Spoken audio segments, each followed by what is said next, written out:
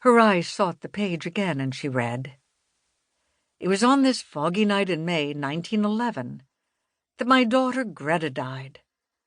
Only now can I bring myself to write about it. Judith, Cousin Barnabas's adopted daughter, had left our house the same night to marry. We never saw her again.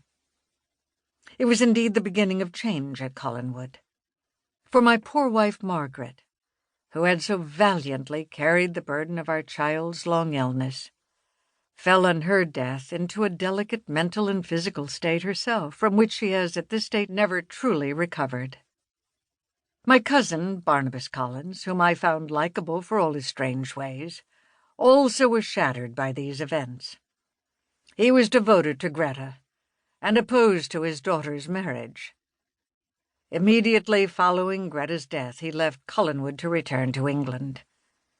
His departure was unexpected by any of us, and took place after dark one night. We have not had any word from him since." There was a space at the end of this account, and the next notation in his old journal began with the description of a ship's arrival from the West Indies, and a listing of her general cargo. For the business of the Collins family at that earlier date had still included shipping. Later, the family fish-packing plant had become their primary concern. With a sigh, Victoria closed the book with its worn green linen covers and stared into the fire. The flames created a rippled reflection on her pretty face as she sat there thinking of the past. She was so occupied by her thoughts she did not hear the footsteps entering the book-lined room.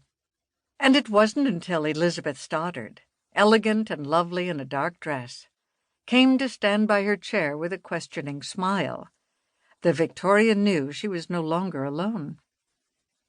"You've been reading," Elizabeth said. "How fortunate you are able to concentrate in spite of this awful storm." Victoria held up the journal. "I only found this today. It's fascinating, the journal of Jonas Collins." Elizabeth raised her shapely eyebrows. "Jonas Collins! He was my grandfather." Victoria rose and held the book out to her. "This is his journal from 1890 until 1921. "I haven't seen this in years," Elizabeth said, flipping through the musty pages of the journal. "I found it back of some other books when I was dusting in here this morning. I wonder if he kept any other journals, or did he die soon after he completed this one?" "Well, I'm sure he died in 1937, Elizabeth said, her brow furrowing as she considered. "He was 77 at the time, and my grandmother lived on until 1948. She was 83 when she died." That would be the Margaret referred to in the journal.